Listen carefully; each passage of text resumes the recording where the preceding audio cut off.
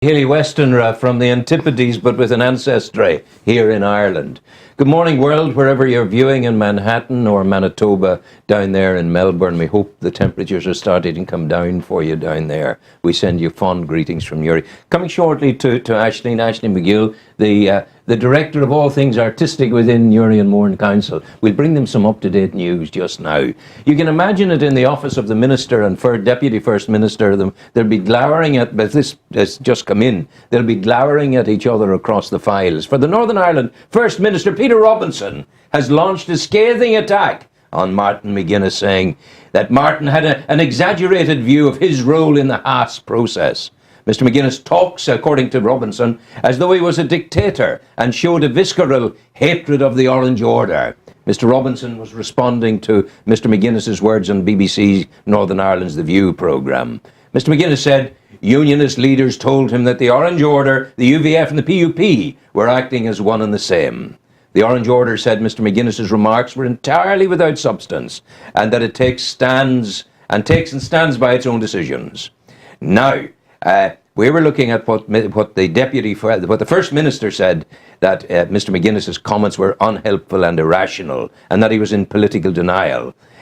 Mr. Robinson said early today he speaks as if he is not one of the parties, but rather the controller and the dictator of how the process will operate. He appears to believe that it's everyone else's duty to reach an agreement on his terms. Mr. Robinson went on to say the Deputy First Minister shows a visceral hatred of the Orange institutions in his interview. While the DUP will always take its own decisions on political matters, it deliberately invited a representative of the Orange Order to be part of the Haas talks.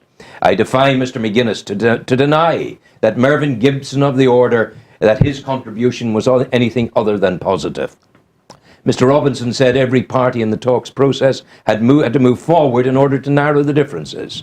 Sinn Féin, he said, will not dictate the rules of engagement. They do not own the process. They do not control how it will function, or what it will or will not consider, nor will they prescribe the timing.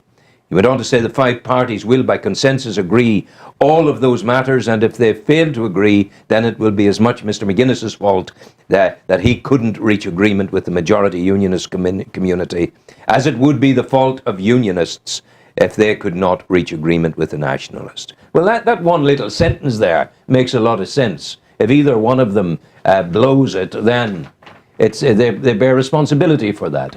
And news coming in too, a 74-year-old man was shot in County Antrim last evening. He was working in a shed at Island Boy Road in Ballycastle, coming up to 9 o'clock yesterday evening. Masked man approached, he fired a shot, and the elderly man was hit in the chest. He was taken to hospital, where his condition is it's said to be stable. There you are. Police are treating the attack as attempted murder, and they've appealed for information. That's that. Now, Aisleain, how are you? I'm very well. It's so good to see you. And this is wonderful. Chris has just been telling us all about it.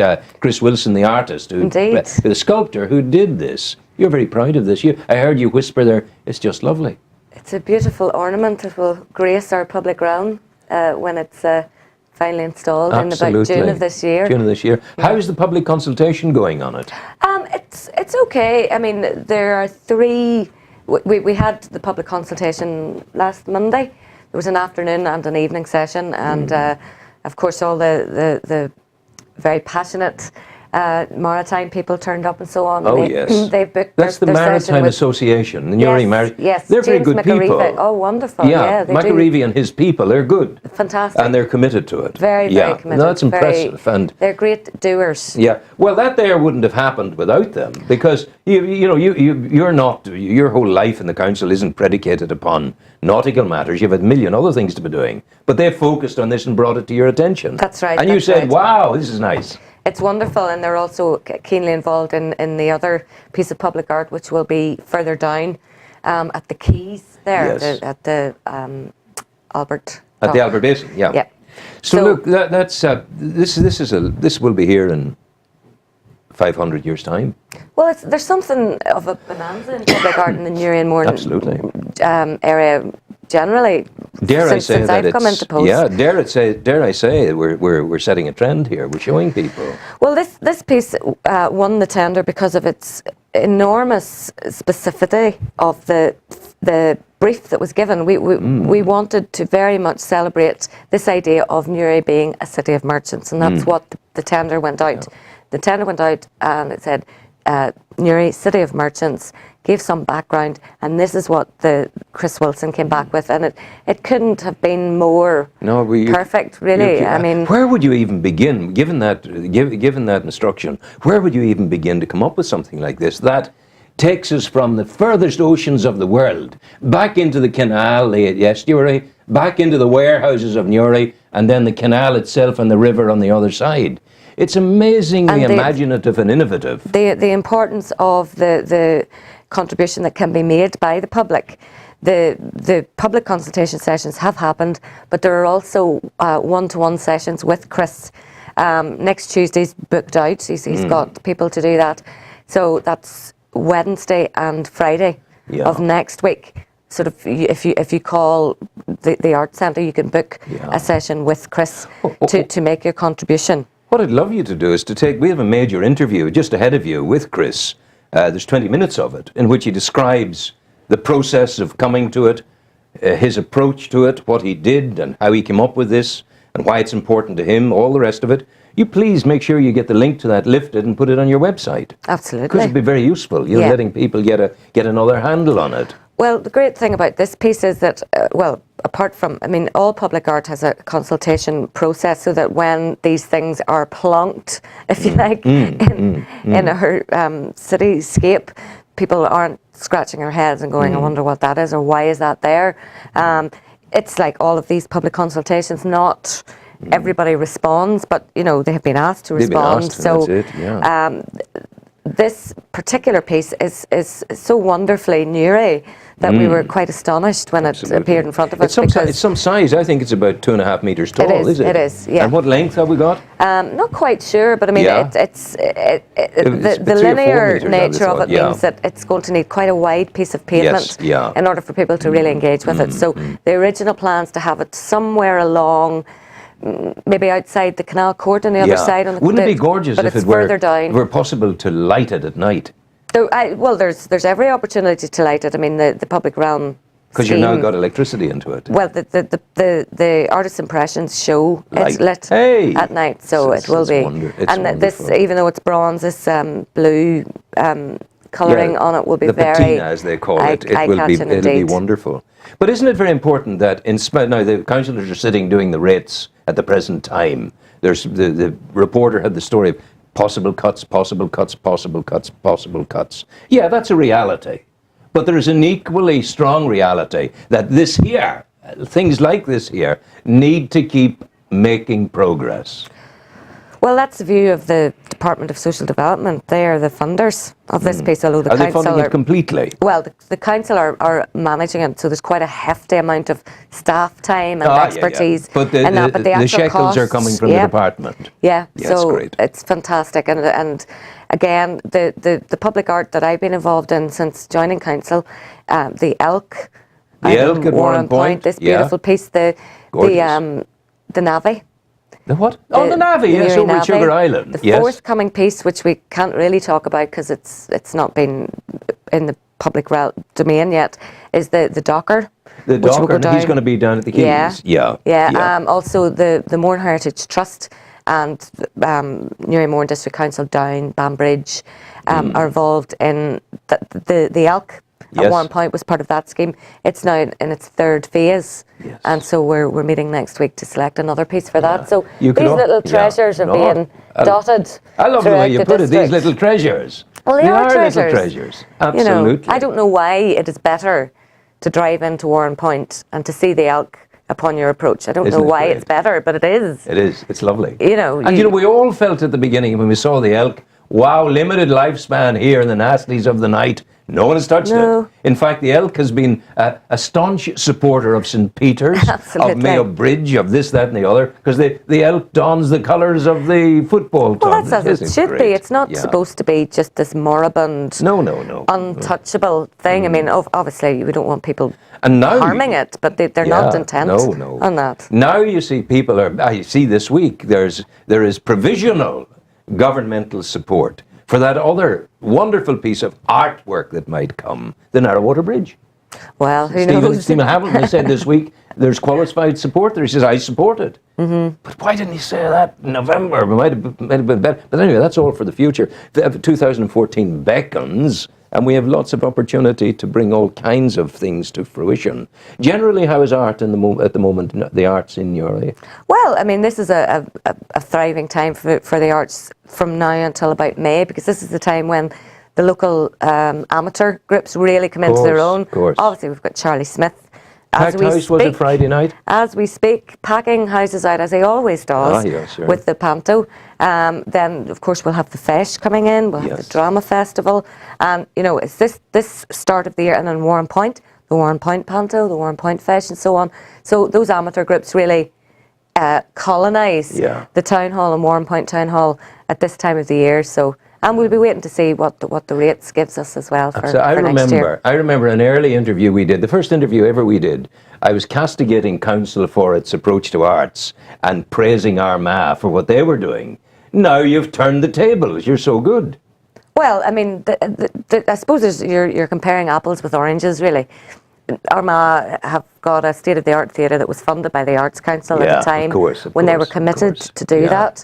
Newry and Mourne were never able to benefit from that. No, but you're punching above your weight. Well, Newry and Mourne did it themselves, and they're a victim of that, because when Newry and Mourne Council decided to invest in the money to build the first custom-built council-run art centre in the 80s, they did that themselves, and then the Arts Council started to build in other council areas, but Newry and Mourne did it themselves. We were trailblazers. So hopefully when the next round of capital funding becomes available from the Arts Council, because they've finished their commitment now, it's finished with, I think, the Runfurley one in Dungannon. Oh yes, in Dungannon. You'll remember that every few years a new art centre was opened. Yes, absolutely. They don't have any capital monies because they've finished that commitment. So hopefully when they start again to invest in capital infrastructure, Newry and Mourne may be at the start of the queue. But at the minute there are no monies to do that. So if you win the lotto and the Arts Centre say, there you are, there's the bag of money, what are you going to spend it on? What would I spend it on? Yes. Oh, wait, that's a whole other show.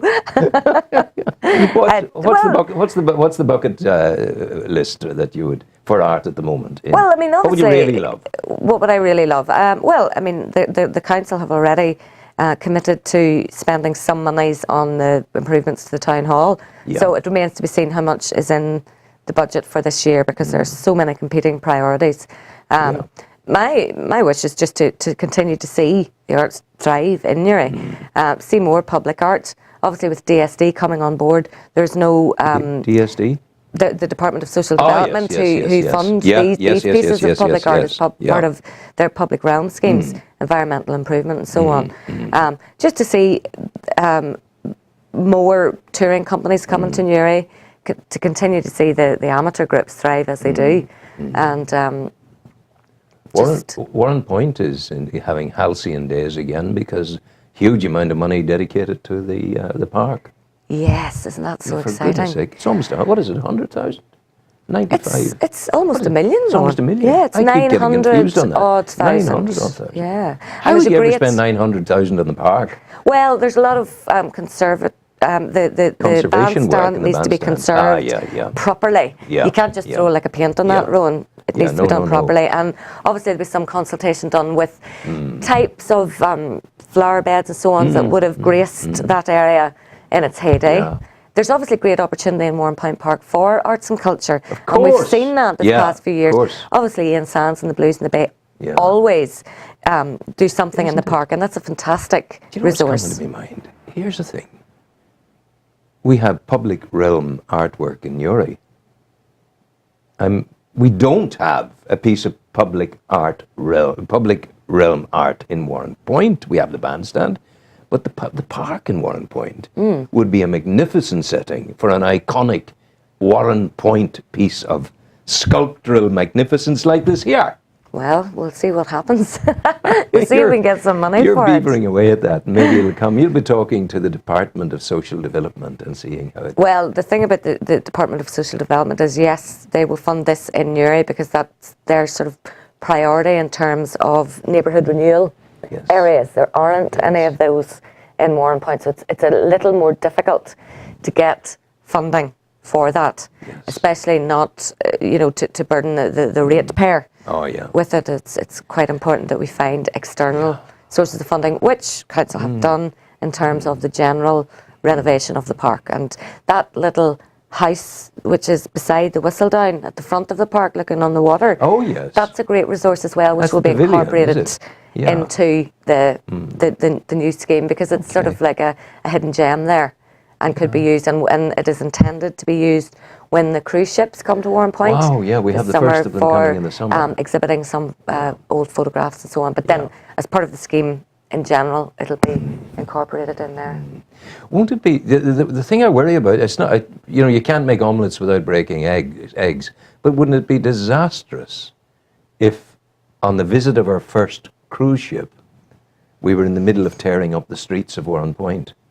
Well, I don't think that would unduly affect the visitor experience, because everything is focused on... You come round, you see a building site in front of you, and you're looking for the mountains of Mourne and the beauty of Carlingford Lough. By gum, it would affect my visitor experience. Well, there's conversations going on about that. What is the date? It's June, is it?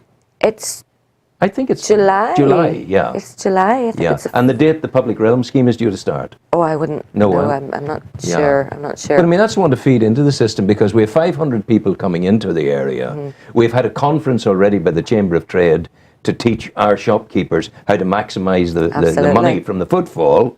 And the last thing we want to do is to send them away from Warren Point with we've been to historic Victorian Warren Point.